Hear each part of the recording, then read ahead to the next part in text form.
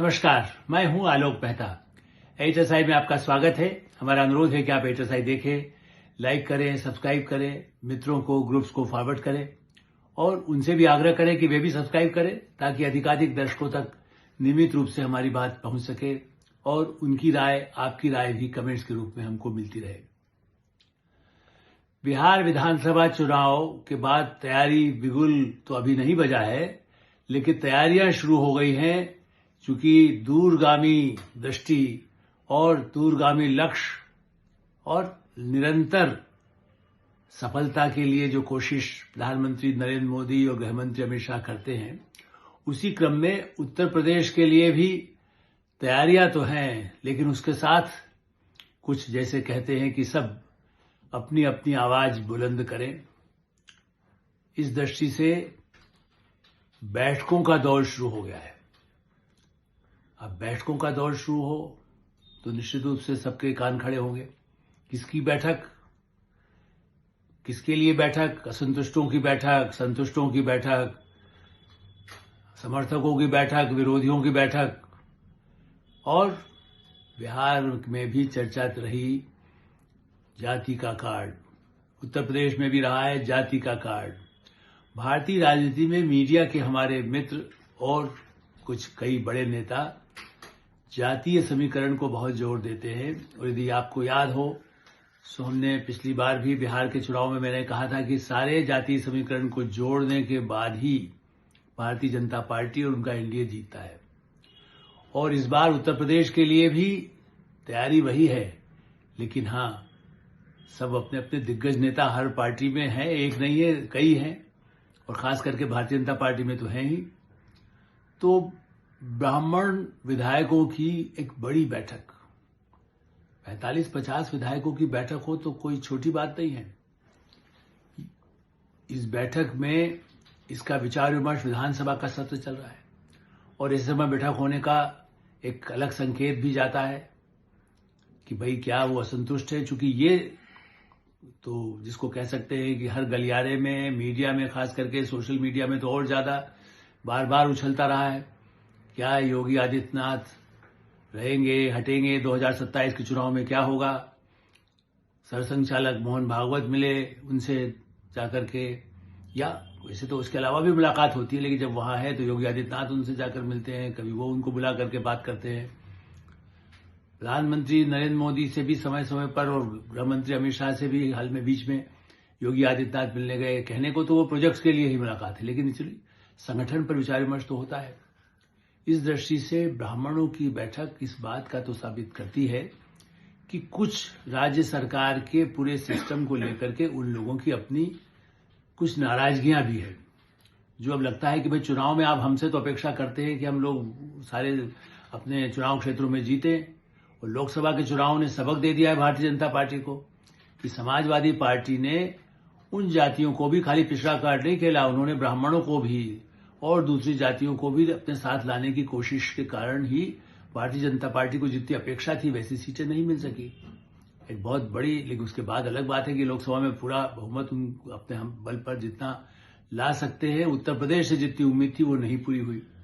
तो उसकी तैयारी के लिए, और फिर आइए कि कुछ पिछड़े जाति के विधायकों की भी आज एक और बैठक हुई है।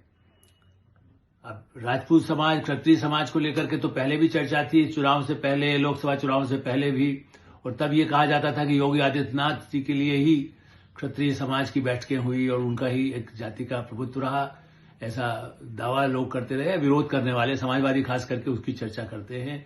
अखिलेश यादव या उनकी पार्टी के लोग, शिवपाल यादव, तो बार बार यही आरोप लगाते हैं कि भाई उनसे असंतुष्ट हो तो आप हमारे तरफ आ जाइए।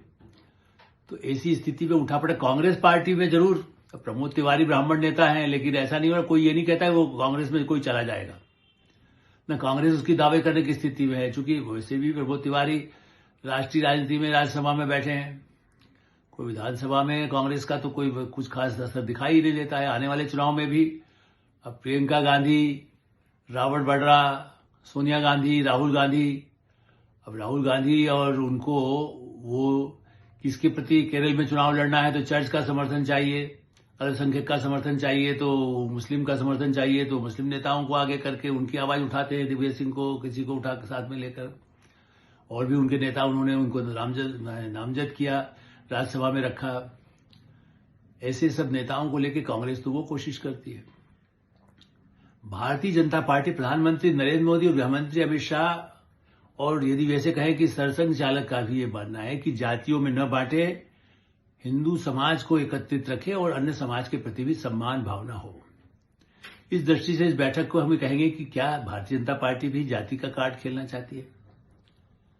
मैं मानता हूं कि देखिए, जो आज ब्रजेश पाठक है, यदि केशव प्रसाद मौर्य है, डिप्टी चीफ मिनिस्टर हैं, इसीलिए उनको प्रतिनिधित्व मिला भी था कि भाई डिप्टी चीफ मिनिस्टर विभिन्न समाज के लोगों को जोड़ के रखा गया है, और योगी आदित्यनाथ से अपेक्षा यही रही है कि वो तो बहन योगी आदित्यनाथ रहे, और इसलिए उनसे अपेक्षा यही थी कि जातिवादी उन पर कोई आएगा ही नहीं, वो तो चूंकि महंत हैं, योगी नाम उनके साथ जुड़ा हुआ है। लेकिन फिर भी एक कुलबुली जो इसको कहते हैं, अंदर अंदर जो मचती है, उस पर हुआ कि कई एक खास जाति विशेष को यदि ब्यूरोक्रेसी में, अफसरशाही में हो, और एक मैं जरूर कहूंगा कि केवल उत्तर प्रदेश ही नहीं और राज्यों में भी, चाहे वो मध्य प्रदेश हो, राजस्थान हो, खास करके उत्तर भारत में, बिहार में भी जब नीतीश कुमार वहां हैं, जो जनता दल यू के हैं, भाई अफसरशाही ज्यादा हावी है, ये विधायकों की नाराजगी रहती है। इसीलिए बार बार बैठक करके योगी आदित्यनाथ जी से भी कहा गया कि आप विधायकों की सुनिए। ये सही है कि पहले तो ज्यादा ही नाराजगी थी, तो उन्होंने कुछ इस तरह से विधायकों से मिलना शुरू किया, उनकी शिकायतें सुनना शुरू की है। लेकिन लोगों की अपेक्षा क्या है? लोगों की अपेक्षा पुराने समय में जिस तरह से, चाहे राजनाथ सिंह मुख्यमंत्री रहे हों या प्रधानमंत्री नरेंद्र मोदी जब मुख्यमंत्री थे, तो ऐसे जो नेता हैं, या शिवराज सिंह रहे, तो उन सब के बारे में ये ओपिनियन है। मोहन यादव के साथ भी ये है, वर्तमान मुख्यमंत्री, भाई वो तो विधायकों से बहुत मिलते हैं। योगी आदित्यनाथ जी का मिलने के बाद उनके काम करते हैं कि नहीं। उन्होंने यदि कोई कहा कि हमारे यहाँ सड़क है, हमारे यहाँ ये समस्या है, या हमारे इसका ट्रांसफर करा दीजिए, उसका प्रमोशन कर दीजिए, मतलब जो एक स्वाभाविक है कि विधायकों से अपेक्षा होती है, उनके पास दबाव आता है काम कराने के लिए। कुछ निर्माण के कार्य ठीक है, पक्षपात न हो, जातिगत या भ्रष्टाचार न हो, ये तो सभी मानेंगे। लेकिन यदि ऐसा लगे कि खास जाति विशेष के अधिकारियों की मनमानी होने लगे, उससे जो जातियां होने लगे, चाहे खास करके पुलिस में, कानून व्यवस्था को बहुत ही अच्छी स्थिति चलाने के लिए इस समय भारतीय जनता पार्टी की सरकार को सबसे अधिक यदि उपलब्धि कुछ है पिछले वर्षों के दौरान, तो एक मैसेज है कि अपराधी माफियाओं से मुक्ति इस राज्य को काफी हद तक, मुक्ति तो नहीं हो सकती संभव, अभी भी कुछ न कुछ तो लोग रहते ही हैं उनके माफिया, कोई कहीं बैठा हो तब भी उसके लोग काम कर रहे हैं, लेकिन काफी हद तक उनको नियंत्रित किया गया है। ये एक सबसे बड़ा कार्ड बीजेपी के पास रहा है, क्योंकि पिछले, इससे पहले की सपा की सरकार हो, मायावती की सरकार हो, कांग्रेस की सरकार हो, तो अपराधियों का जो माफिया जैसे कहते हैं, काफी कुछ बढ़ा था। बिहार जैसी बदतर स्थिति तो कभी नहीं हुई, लेकिन फिर भी उस तरह के दाग लगे रहे। और अब ऐसा मौका आया है, जब एक साल पहले से तैयारी शुरू होना है, तो जाति कार्ड में उन जाति के विधायकों को, उनके समाज को ये मैसेज होना चाहिए कि नहीं, उनकी सरकार सबको हितों का संरक्षण करती है। अब मंत्रिमंडल में भी परिवर्तन की है सुगबुगाहट, तो निश्चित रूप से वो चाहेंगे कि उनको मंत्रिमंडल में भी, जबकि वहां भी जो सहयोगी दल हैं भारतीय जनता पार्टी के साथ भी, उनको भी कहीं ना कहीं एडजस्ट तो कर ही रखा है, वो केंद्र में भी उनको रखा गया है।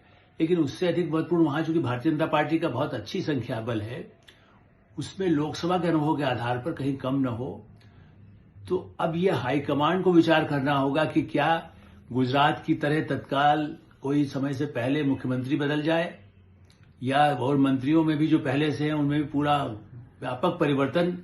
देखिए, ये घंटी बज रही है, 2025 खत्म होने को है, आज है 24, और इस तारीख के हिसाब से आने वाले दिनों में केंद्र में परिवर्तन कब होगा, वो चाहे बंगाल चुनाव के पहले हो, बाद में हो, राज्यसभा के चुनाव आएंगे, ऐसी स्थिति में। लेकिन उत्तर प्रदेश के लिए भी तैयारी शुरू हो गई है। ये निर्णय केवल हाईकमांड, मतलब अब तो निश्चित रूप से नए अध्यक्ष भी भाजपा के आ गए हैं, नितिन नवीन, उनको भी आगे अपनी तैयारी करनी है, वो भी सोचेंगे क्या यहां पर संगठन के लिए क्या किया जाना है। और प्रधानमंत्री और गृह मंत्री नरेंद्र मोदी और अमित शाह वही डिसाइड करेंगे कि योगी आदित्यनाथ के नेतृत्व में ही चुनाव लड़ा जाएगा या उनको कोई बड़ी जिम्मेदारी देंगे या उनके साथ ऐसे सहयोगियों को और अधिक जोड़ा जाए जिससे कि जो लोकसभा का कटु अनुभव हुआ है उसको दोबारा पुनरावृत्ति न हो। इसलिए हम कोई भविष्यवाणी नहीं कर रहे हैं, हम केवल ये कह रहे हैं कि एक बार फिर से, जैसे कहते हैं ना, कुएं में पत्थर मारो तो काफी दूर तक, जैसे कह सकते हैं कि वो जब उसके पानी छिड़कता है तो ऐसे ही पानी तालाब में कहें, कुएं में कहें, विधायकों ने अपनी तरफ से फेंकना शुरू किया है ताकि गंगा स्नान हो, यमुना स्नान हो, गोमती स्नान हो, पुण्य का लाभ भारतीय जनता पार्टी को मिले या खास करके उनके समुदाय के लोग भी प्रसन्न रह सकें। ये कोशिश हर पार्टी करती है और यही काम भारतीय जनता पार्टी के नेता भी कर रहे हैं। एडिटर साइड में हम यही विराम देते हैं। आप एडिटर साइड देखते रहें, लाइक करें, सब्सक्राइब करें, मित्रों को ग्रुप्स को फॉरवर्ड करें और आपकी कोई राय हो तो अवश्य अवगत कराएं। धन्यवाद।